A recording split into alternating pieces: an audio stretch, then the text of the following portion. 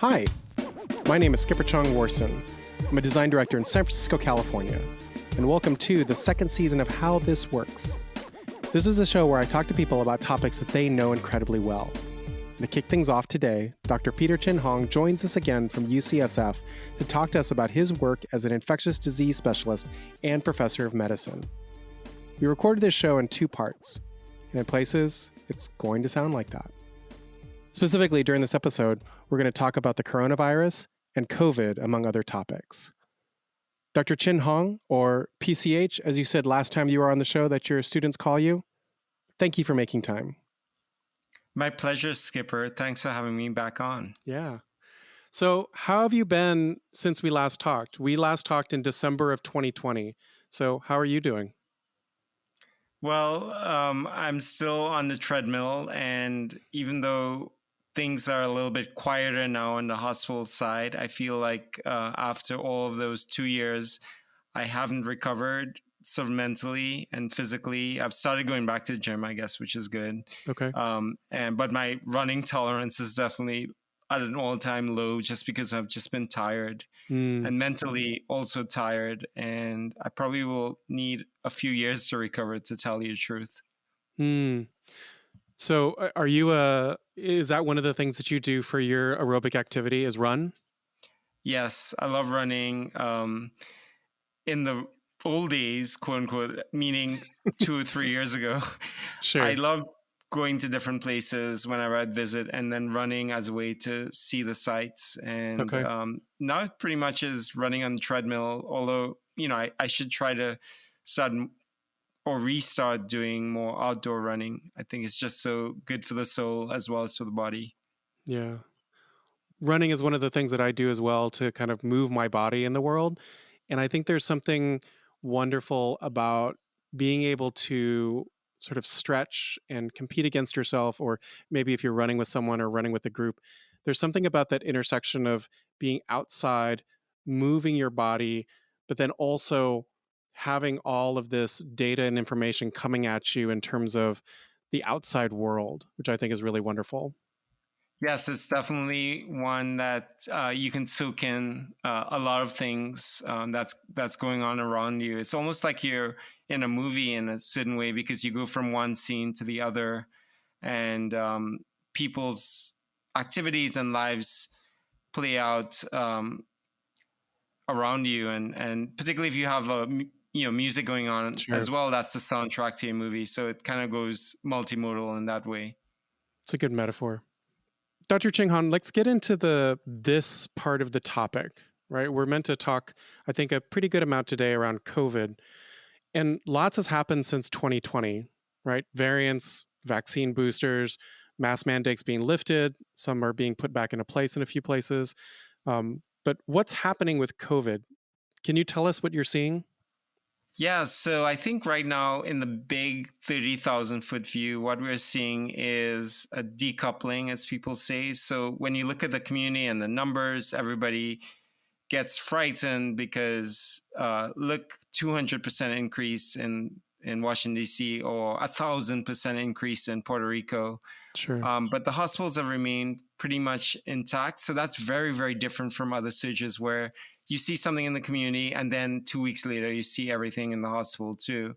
And that's really because of our immunity force field that we built up with successive waves of infection. And the other thing is all of these waves currently that are happening, they're all flavors of Omicron. And from the body's perspective, it's the same thing, even though it's more transmissible. So I think, first of all, I'm very happy this is happening because I think we want to protect our hospitals so we can take care of people who don't have COVID. And also, you don't just like to have a lot of sick people in the world in general. And then number two is, I don't think this will necessarily be the case if we get a new variant later on in the year, like in the fall or winter. I hope it is, but we don't really know what to expect in the future. Okay. How is a lot of what we're seeing is the Omicron. How is this variant that's more common these days? How is it different than previous variants? And I wonder about one of the things that I've read is around some of the symptoms, like the loss of taste and smell don't seem to be as common. Yes, definitely. So I think that most commonly people experience a scratchy throat, Hmm. congestion, sneezing, sometimes sinus pain, headache, almost very localized to the head and neck area rather than whole body. Part of it is because of the nature of Omicron and the variant itself, which seems to produce a lot in the upper airways, Okay. but not in the meat of the lung, because there's something about this variant that doesn't allow itself to enter the body through the lung as opposed to other variants. And what it means is, in general, people have more cold-like symptoms Mm. and less whole body going into your lungs, causing you to have problems breathing. However, we've seen a ton of hospitalizations in January. So because so many people were infected with Omicron in the beginning, even if a small proportion go to the hospital, and there are some numbers around that, even like in I think it's something like you had a 5% chance of getting hospitalized overall if you had Delta, but maybe a 1% chance if you had Omicron. But since it's 1% of Mm. a large group of people, that still means that some people got sick. And when they got sick, it looks like the other variants. But for the vast majority of people who got it, it was like a cold. The point is, apart from vaccinations, we couldn't Hmm. really predict with certainty who would get really, really sick and who wouldn't. I mean, there's some rules like older than 65, immune compromised, etc. But Sure. for the most part, there's still a lot of those folks who didn't go to the hospital as well. You said previously something around future variants, and I think one of the lessons that I've learned over the last couple of years is that all viruses mutate, and COVID is no different in this way. And Delta, Omicron. So will the variants keep coming?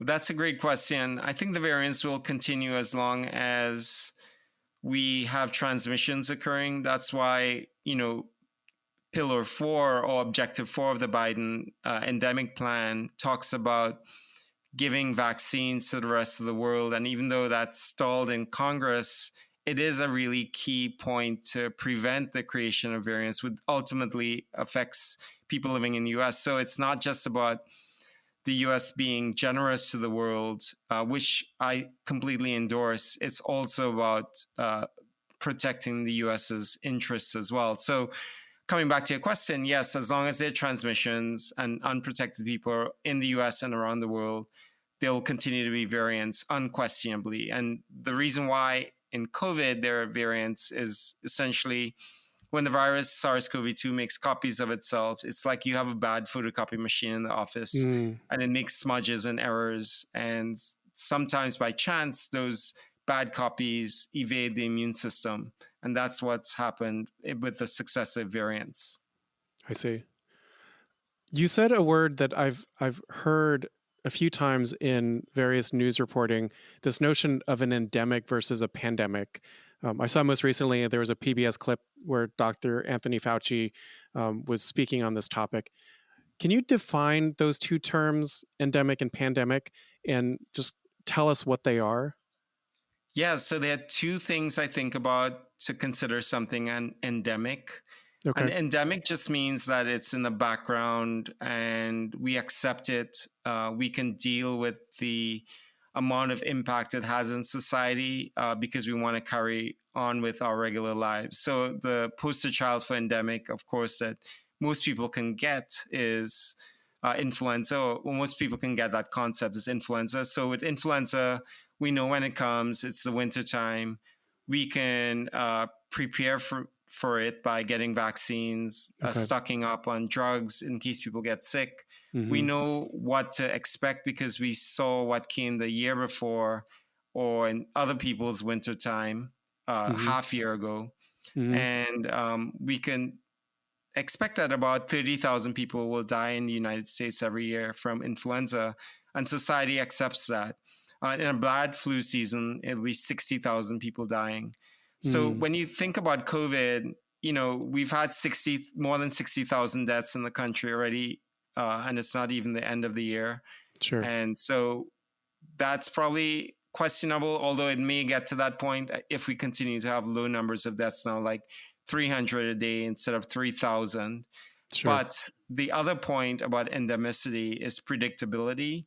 And Okay. the only thing predictable about COVID is that it's unpredictable. So we don't have that Right. box checked off. So, I can't really call it endemic. I think Dr. Fauci revised his comments to focus on the transition to rather than the fact that we're in a state or another state. Okay. And the road to endemicity is probably what we're on, but we're not really at the destination yet. I see. So it's transitioning to an endemic, not arrived at an endemic. I guess it's probably easier to say what we're not in currently, Okay. and we're not in catastrophe. Okay. And catastrophe is when you don't have enough beds for people and not enough oxygen or ventilators, and you don't have options for folks before vaccines, before drugs, before Paxlovid, before monoclonal antibodies. So we're not there, but Okay. we're not in a flu sort of like predictable state either. We may get there, but I'd love to see the rest of the year play out before making any pronouncements. Got it. I had a question for you around many news outlets are still reporting on the number of cases. And I wondered, how accurate is this given that more and more home testing is available? Yeah, so that's a great question, Skipper. So it's not accurate at all.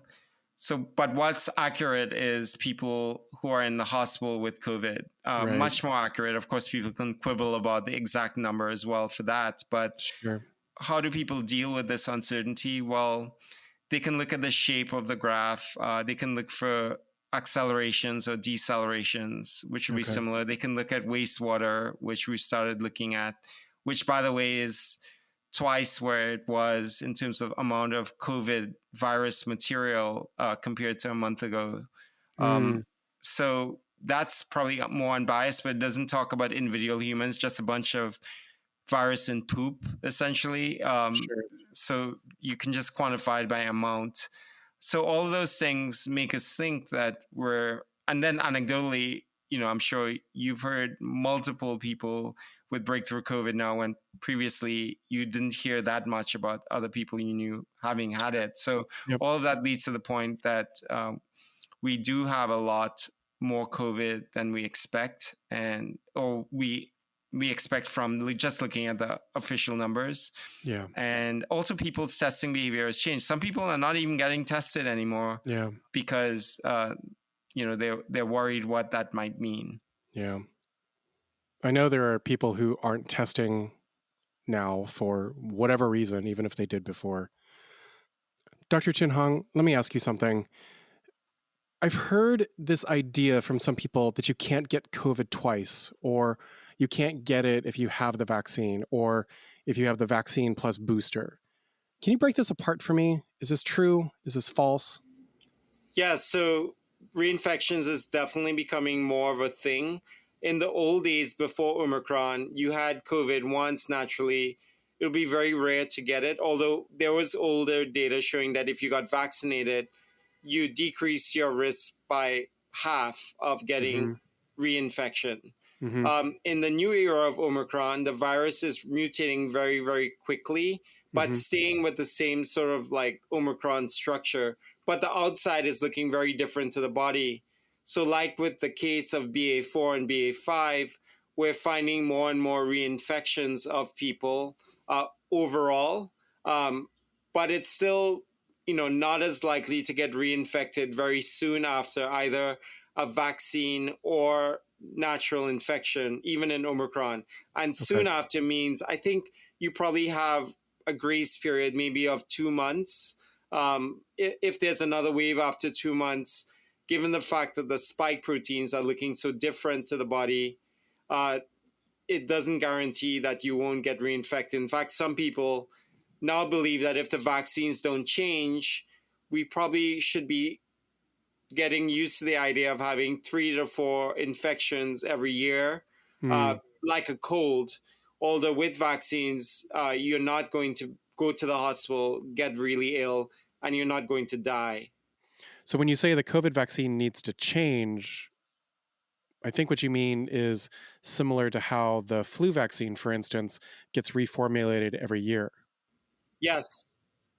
So the vaccine needs to be updated because vaccine is the old formula Mm-hmm. based on the original variant from Wuhan.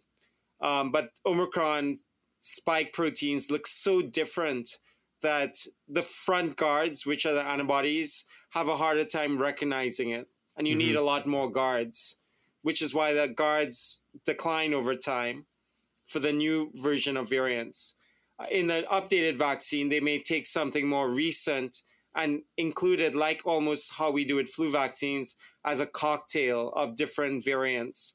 Doesn't Mm. predict what the future variants look like, but at least it predicted, the recent more breakthrough kinds of variants, which the vaccine isn't as great at stopping at the front gate, but they're certainly good at kicking the enemy out once it gets inside the body. Sure. And this might be on the same line of thought. Um, and I know you look at the numbers, a lot of people have been vaccinated. Maybe they have the booster, maybe they don't. But if someone has tested positive for COVID, should they still get the next thing? Should they still get the booster? Should they still get the thing that they haven't gotten yet? So it depends on who that person is, how fast they should run out and get the booster after Okay. natural infection. Okay. If they're older, like say older than 65, if they're immune compromised, um, and maybe if they have other comorbidities but not older, they should probably get it sooner rather than later, but they don't have to get it immediately. And the Okay. reason why is because everybody probably sees a different um, virus load when they get natural infection. And the Okay. vaccine is very standardized, so I know what response you're going to get. Some Mm-hmm. people might have no symptoms, a lot of symptoms, a little bit of symptoms. They may have different inoculums. It's like getting a vaccine with different doses, whereas Mm-hmm. I know what I'm giving you with the regular vaccine versus relying on natural infection. So the older you are, the more I'd want to make sure I'm giving you the right thing. I And see. that's why those people should prioritize. For most people, though, getting natural infection it almost is like getting a booster. Mm. So that's the way to think about it. But again, people have also used the booster for strategic reasons to top off antibodies, even though they know they're not going to get really ill. So if you're preparing a trip abroad or a big event or kids going to summer camp, I Yeah. mean, those are reasons to strategically top off your antibodies to give you the best chance of protecting against breakthrough infection, even though you won't get seriously ill with what you currently have. Gotcha. I heard something that I'd like to run past you, and this is an account from a nearby elementary school. So, a young child had a cold, and colds are all over the place in schools, especially the lower grades. And the parents tested their child and tested themselves for COVID for 5 days. And the results were negative, negative, negative, etc. for 5 days. And then on day 6, the child tests positive. And the school nurse reported it to the county. And the county's response was, yes, we're beginning to see cases like this. Not statistically alarming, but we are beginning to see cases like this. Can you tell me what's happening here? No, I've definitely heard cases like that as well. I think Okay. for most people, what's happening is that if you've been vaccinated, you already have the immune system on the alert for any enemies. So even a little bit of enemy makes the immune system react and try to kick it out of the house, even though it's getting into the front gate, which is breakthrough infection. Okay. So that process of being activated makes you feel ill before you actually turn positive on the test, Mm-hmm. because there is not enough time to make that viral load high enough to be detected on the test. Okay. In the old days, when people didn't have any vaccines, you have to wait for enough virus to get into your body to turn positive, but that's also takes a while for the immune system to get to enough quantities to make you feel sick too. So it was more in sync. But now people are feeling sicker before the virus actually gets high enough in quantity to be detected by the test. So Hmm. that's generally what's going on. The bottom line is I think we're actually missing people who thought they had colds because they checked and they were negative, and then they ended up having COVID, but maybe they didn't even know it because nobody continues to check all the time. Yeah. But some people do, and that's the reason why if you're really uh, wanting to know, PCR is probably the way to go. For example, say you're living with an immune compromised person or elderly parents or grandparents, Sure. you might want to make sure that that cold that you have is not COVID. But for everybody else, it probably doesn't matter as much. And talking about testing, can you tell us what's happening in an at-home test versus a PCR test? And then talk about the efficacy in both of these constructs? Yeah, so in general, the PCR is better for diagnosing you because it's more sensitive. Okay. Uh, but the PCR test is crummy at telling you if you're still infectious at the end of the illness. In other words, to diagnose myself with COVID, I'd probably want a PCR test if I could, Okay. or repeat the rapid test multiple times if it was first negative. But to exit isolation or to give me information as to whether or not I'm still infectious, a PCR test is not as good because it's so sensitive. It picks up often dead pieces of genetic material Okay. that's not alive. So it may give you the wrong idea that you're still infectious when you're not actually infectious at that point. So, Okay. but in overall, PCR test is very sensitive. It's just, more expensive and more laborious, harder to get access to because you have to go out to a testing site to Sure. get it. But again, it still has a lot of value in today's world. It also, for some people, can give you information about viral load, which the regular at-home antigen tests don't do. So, we can give you a lot of information in the hospital from PCR tests, and we can do genetic sequencing at a population level to figure out variants. But you can't do all those things with a at-home test. But the at-home test is convenient, and it's better to get tested in general than to not get tested at all. Sure. And there's also a time frame, right? The at-home test, you can have results in 15 to 30 minutes. The going out to, a clinic or, drugstore, whatever it is, I mean, that's going to take a couple days maybe. Yeah, And depending on the vendor, but some vendors they've been trying to get it done faster, but it's not 15 minutes, that's for sure.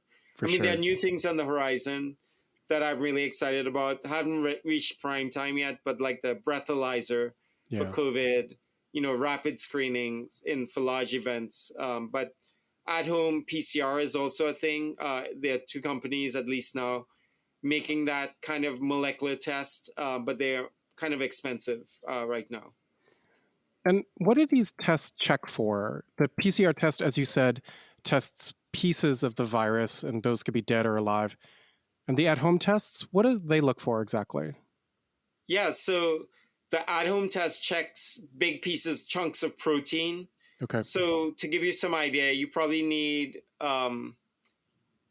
tens of thousands of virus to be present for at-home antigen test to turn positive, Okay. whereas you probably just need a couple of viruses to be present for PCR to be positive because it amplifies the genetic material. So the way I think Oh. about it is you're in a field and you're in a hot air balloon looking down the field. And if you're a PCR looking for virus, even if the virus is a deflated balloon, Mm-hmm. you'd find it. But if you're an antigen test looking down, it has to be like a big blown up helium balloon for you to find it. I see. So it's a matter of scale. That's a really great visual. Thank you for that. Understanding that there's so much more detail that we could get into, is there anything else that you want to talk about in the realm of COVID and what's happening right now? Yeah, so I think a lot of people are probably swimming in alphabet or alphanumeric soup right now because these are all flavors of Omicron. So I think Right. the latest thing is, sure, we heard about BA1, which is the original Omicron in January. Then there was BA2, which everybody got worried about because it came first started rearing its ugly head in Europe, Denmark, UK, etc. Yep. And then now there's BA 2.12.1, which is this sub-lineage that started off in New York. And some people think that it probably might be more in the Bay Area. That's why the Bay Area actually has the highest number of cases per 100,000 in the state right now, for a variety of reasons, but maybe because there's more of that sub-lineage here. Now we hear about XE, which we don't have a lot of in the US, which is kind of the spawn of Omicron and Delta. Okay. And then we most recently heard about BA4 and BA5 in South Africa, fueling another surge. But with every surge, what's been interesting with these Omicron flavors is that the hospitals have been okay. So that's the reassuring thing. But COVID, even though you don't land in the hospital, is still not a walk in the park for a lot of people. So it's still something that I would really encourage people not to want to get, if at all. But that doesn't mean you don't embrace life zestfully and don't stay home and shelter in place indefinitely, because there are people who are doing that because they're worried. Sure. But you do the best you can to reduce your risk rather than thinking your risk is going to go to zero and know what your options are. So that's one big thing going on right now. And I guess the other big thing is, when on earth are we going to get vaccines for kids under 5 and under? And that is something that we're sort of swimming in right now. Yeah.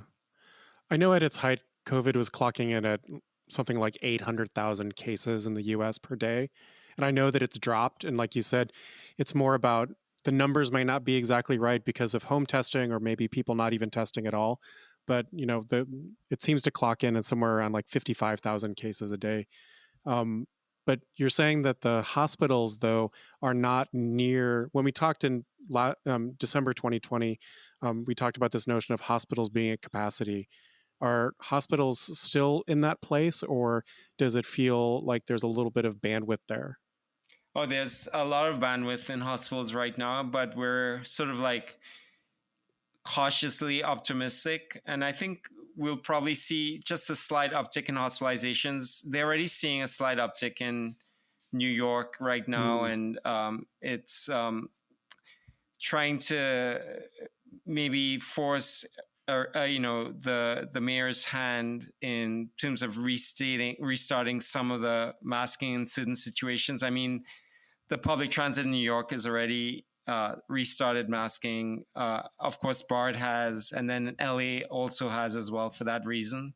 And I guess the big point is we're not really over the pandemic from the virus perspective, even though from the human mental perspective, we want to be over the pandemic. But it's not going anywhere.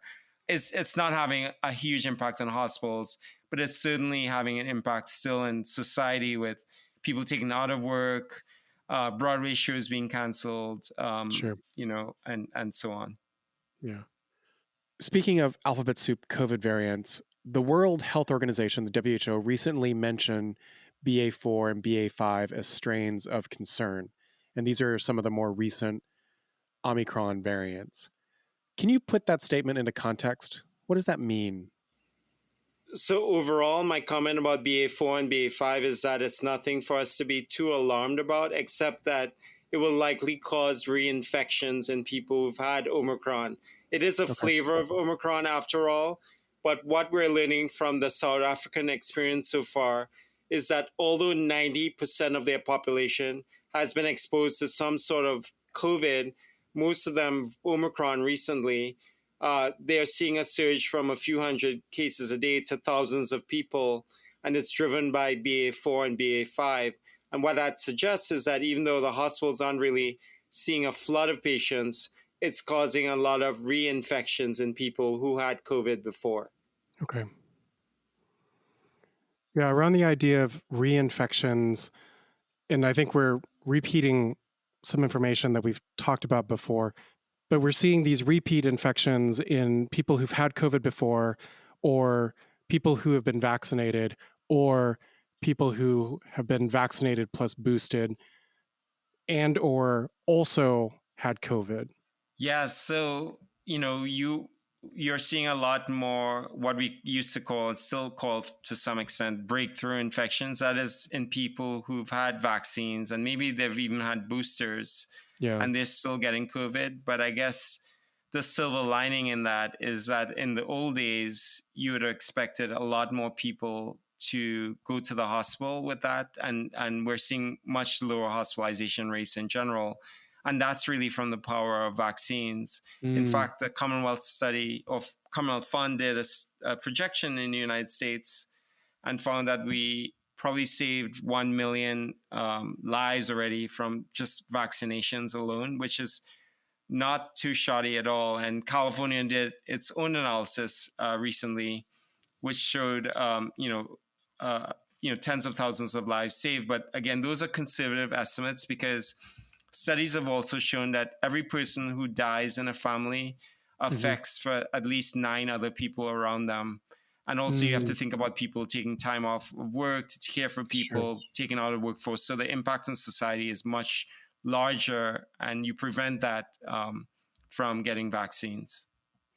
That's interesting. That's an interesting notion of how many lives we've saved, because I think we've heard a lot of the numbers around cases, hospitalizations, deaths, and but we don't necessarily see the upside. Like, and I know we're not at a point necessarily to pat ourselves on the back because, like you said, we're not at the state of endemic yet. But I think that that's one thing that a lot of people aren't seeing. I mean, people are tired, right? They don't want to wear a mask. They don't want to inconvenience their lives. But at the same time, we don't see the side of what are we doing this for? Exactly. That's why prevention is never sexy, because you don't get it. So if you don't get it, then you're like, it's like waiting for Godot or something. Like you don't really know Right. what you missed out on because you never got it. It was your neighbor never got it. So you say to yourself, well, what's the point of it anyway? But that's Right. why people can understand treatment, because you feel bad and then you take something and then you feel better. But prevention is really tough. That's why it's really hard for people to wrap their heads around funding public health, because public health is all about prevention of things that you don't get. But because you don't get it, you can't really quantify it. Yeah. So what's the current guidance on the notion of prevention and what to do now? I know it's different in California than it is in other states, but I'm thinking about some of the things around like exposure notifications on your phone if you have a smartphone. How important is it to be tested if you're not feeling well? I mean, colds and the flu still exist. They're very much in our day to day. What about social distancing? Are these things still important? I would say the most important thing is the lowest hanging fruit is if you have symptoms, get tested, and don't stop at a rapid test if you have symptoms, particularly if you know other people who have COVID. You go to a PCR or you repeat the rapid test constantly. Or option Right. 3 is you combine a nose sample in the same swab with a throat sample, because the Omicron starts off in the throat and then moves up to the nose. So if you're just Oh, that's swabbing your interesting. nose early on, you may not find it. It's not written anywhere, but certainly it makes a lot of biologic sense, and some people have done that. So those are things that people can do. So that's the lowest hanging fruit. The second fruit would be like you're at a dinner and somebody is positive or your phone goes off. If you work in a high risk situation or you live with vulnerable people, you might want to be proactive and get tested day 3 to 5. But if you Okay. still continue to have no symptoms, I don't think you have to be like super anxious and continue to test. So that's that next level. So that's kind of like using testing as prevention, because if you're positive, you can tell other people you're with, and then they could have the power to stay away from you because you're going to Got be it. isolating. The second Yeah. prevention, of course, and probably more important, is vaccines. I think we're debating now between a second booster and a first, but there's still tens of millions of Americans who haven't gotten a first booster. And I would say if you want to run out and get something, get that first booster. There's like zillions of studies showing that it's really, really important to get that first booster shot.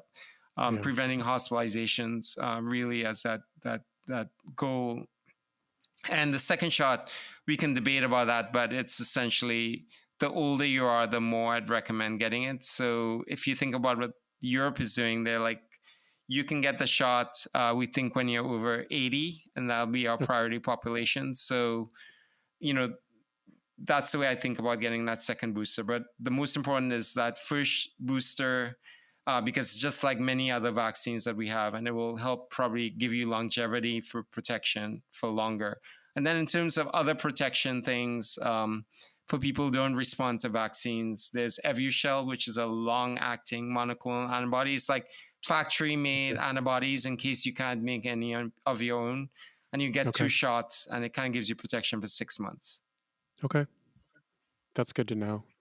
I wonder, in that same vein of saving a million lives that you mentioned before, have there been any positive effects from COVID, do you think? And I ask that knowing that COVID has been reported as the third leading cause of death in the US last year. Yeah, it's really hard to think about the positives of the pandemic, except that we came together, although we also came apart, depending on how you look at things. We developed science at a dizzying pace. So the developments in mRNA vaccines and the success of those kinds of vaccines are being spilled over to lots of other areas like rheumatologic conditions, like autoimmune diseases and cancer. So I think that's crazy. It's crazy that in a few hours you can sequence the whole virus and then cut and paste the code that tells you this makes a spike protein, and then put that code in a fatty bubble, and it seems that the body responds by making antibodies and keeps you away from the hospital. So the science was crazily amazing. And number 3 is, I think it for all the problems, though, it still showed the people that public health is important, and coming back to making prevention sexy again. I think, again, with projections like you save a million lives. And, just today I was talking to a colleague who got vaccinated and boosted, has diabetes, older, and is a little bit overweight, who would have definitely been hospitalized in the old days, probably even died. But just happened to just get a bad case of COVID, never got into the hospital. And that's like another, life saved in my own experience, I think, just based on what I know. So I think that's been good. But there have been so many shortcomings exposed by COVID, including lack of alignment between politics and science, and the US beating like 50 different hard muscles, but no coordinated push, and all these kinds of things. But they've been really good things too. Got it. What about for the larger infectious disease landscape? How does how we've dealt with COVID play into that bigger story, right? And I guess one way to distill down this question might be, what's after COVID?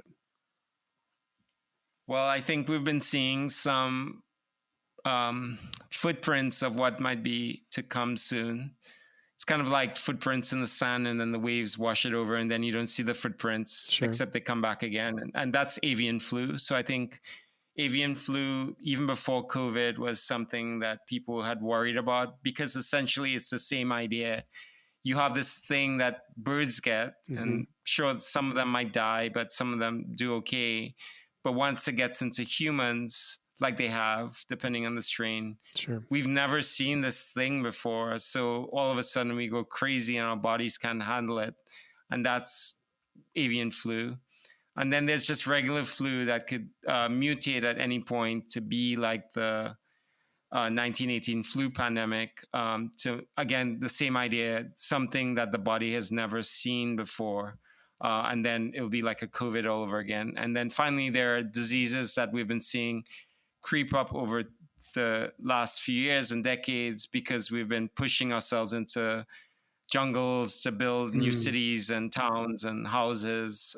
Like even in California, valley fever, coccidioidomycosis, from the Central Valley, Arizona, as we build more and more. I just saw a report in LA Times saying that the new LA and San Francisco is actually, in the Central Valley, because that's where people are moving to. Oh, sure. But as you develop in areas that humans haven't been before in large numbers, you're going to get all of these, what we call emerging infections. So not to be like a Debbie Downer, but what it means is that we need to be always on the alert. We need to develop sophisticated molecular techniques of disease detection. And, I think we'll continue on with life, but we can't defund public health. We can't dismantle a pandemic office just because you don't see something. Because remember, like we started off saying, when you don't see something, that's actually the success of the program, because it's prevention. Sure. The absence. In our conversation last December, or December 2 years ago, in our conversation today, we've talked so much about COVID, but you also have other things that you do in your own work, right? You work as a teacher. How has your work as a teacher been influenced in the last few years? I'm so glad you asked that question, because a lot of the narrative has been focused on students, and sure, students are probably the ones who suffer the most in the educational space because they've not been educated. It's estimated that we've lost billions and billions of dollars in terms of economic development because of this disruption in students' lives in these past 2 years.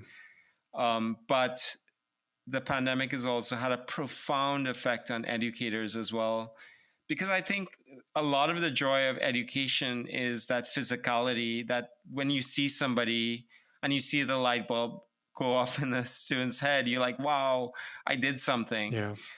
When you deconstruct that really crazy algorithm into something that they can understand, you even understand it better. Sure. You feel really, wow, my job is done. But in COVID, all you end up doing is looking at a bunch of squares on your computer. And if you have a small laptop like me, the squares look even smaller. Yeah. And over time, people turn off their video. Yeah. So you can't even have that relationship. So I think from teachers' perspective, the last 2 years have really been tough, apart from the idea of putting yourself at risk, going to school, etc. But I think beyond that, it's just you lost the joy of work, and that although we also were flexible and everybody was flexible, and that's another success story. Even in medical education, where I work in that space, we thought about ways in which somebody is ready to be a doctor instead of a time-based strategy. You need X number of years, sure. But some people are ready sooner than others. And in the beginning of the pandemic, many places graduated students early so they can contribute faster to the workforce at the time. Yeah, I agree. I think engagement and learning, I think there are some things that we've come to realize around it that are not how we thought of it, let's say 3-4 years ago. Exactly. Just like healthcare with telemedicine. But there are limitations to telemedicine. Yeah. I don't know if this is going to make the episode cut, but I remember last year I had to have my yearly primary care physician, my PCP visit, and one of the things that they asked me on this video visit was, can I test my own blood pressure? And I so happened to have a blood pressure machine at home, and I was able to test it and give them the number. But it felt funny, and maybe funny isn't the right word, but it felt different for me to volunteer my number versus having my blood pressure tested in the office.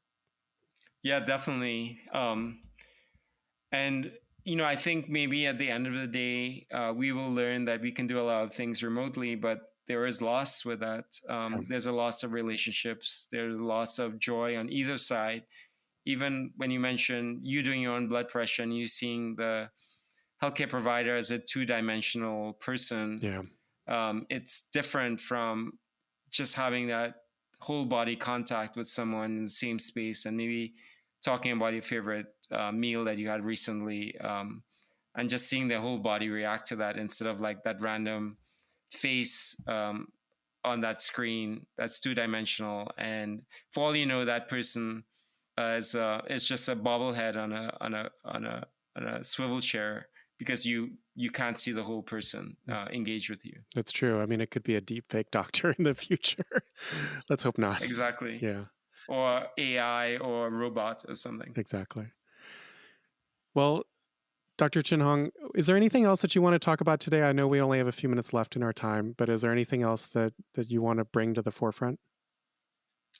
Well, I just wanted to say that we have a lot more options now for people. I think the few parting comments of things to do to prepare would be to watch the COVID numbers like the weather report, even though there are limitations in the absolute number, but the shape of the curve is important, Sure. including hospitalizations. Number 2 is prepare your medicine chest with decongestants, and just like you do for the summer with insect repellent, except you're going to do that for the next potential surge, including a pulse oximeter. You can get those cheaply at Costco and Walgreens now to check your oxygenation in case we get a new variant in the future. It's also good for other things too, that are non-COVID. Number 3, you want to be up to date on your vaccines, and really getting that first booster shot. It means so much to the success of the vaccine overall. So I can't overemphasize that. Number 4, know about Paxlovid. Mm-hmm. It really is one of the successes of recent therapeutics. And if even in unvaccinated people, or especially in unvaccinated people, 89% prevention of hospitalization if taken within the first 3 days, 88% have taken within 5 days. Definitely know how to get that, particularly if you live with people who are at risk for getting seriously ill, or if you are one of those populations. And then number 5, don't forget your masks and your tests. Keep them stocked. The testing is interesting because the FDA keeps on extending the expiration date. So before you throw away your test, go online and make sure the extension isn't there, because it's not that they are trying to reuse old stuff. It's that for the COVID testing, the expiration date was based on real time. So the more time we have and the lab companies are continuing to test these kits, that's when you'd see the expiration date extended. So those are some of the pearls for the future. Okay. Where can people find out more about you? Or is there a best place to find you online? Well, if you Google my name, Peter Chin, CHIN-HONG, you'd find this kind of nice interview that the Department of Medicine did with me that speaks to where I came from, the Caribbean, and my influences and my parents. But probably my favorite thing that I did during the pandemic was the last lecture. So if you Google my name, last lecture, you'd see this really nicely produced segment that the students asked me to do, pretending that it was the last lecture I ever gave them. Maybe that was their desire, but actually it was really fun to work on it because, I brought in music and dancing and different segments. So it's really a statement about, not just about me, but about, how we all dealt with, how we deal with where we come from and how that influences how we deal with pandemics and catastrophes and novel situations. Okay. We'll link to it in the show notes so that way people can find it easier. Well, thank you. Great. Thank you for making. Much, Skipper. Yeah, thank you for making time, Peter. PCH. We appreciate your work. Thank you. And I appreciate you, Skipper. Thanks for having me on. And thank you for listening to How This Works. We're glad to be back for a second season. Please subscribe and then rate and review us in your favorite podcast app. This helps us so much. You can find How This Works online at howthisworks.show. That's 4 words, no dashes. Again, that's howthisworks.show. We're also active on social media. We hope that you got as much out of my conversation with Dr. Chin Hong as we had in making it. And we'll talk again soon.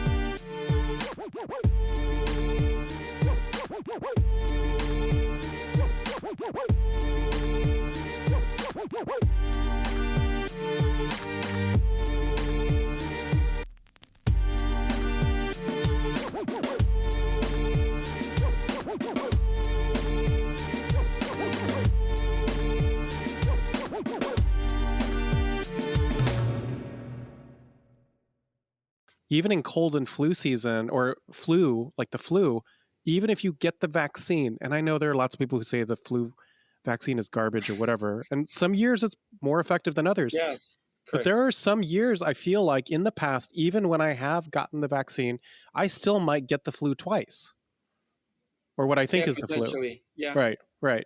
It's not an Yeah, exact because there are different science. strains of flu floating around. It's Hmm. not just one flu that comes in.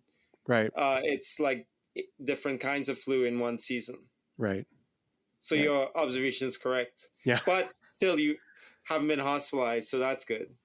that's right. I've never been hospitalized for the flu, and knock on wood. And when you start to break down the statistical numbers around, so if today's flu is somehow linked back to the big flu pandemic in 1918, like you look at the cost year over year, life, money to treat the flu, etc. The flu is really, really serious. Yeah, we downplayed flu, but I think actually what I thought about recently is that our knowledge of COVID now might make us be healthier, have a healthier outlook against preventing flu, Mm, costs and mortality in the future. Because I think maybe at the end of it, at least in some areas, people will be more sensitive to wearing masks or not being around when they have symptoms. right.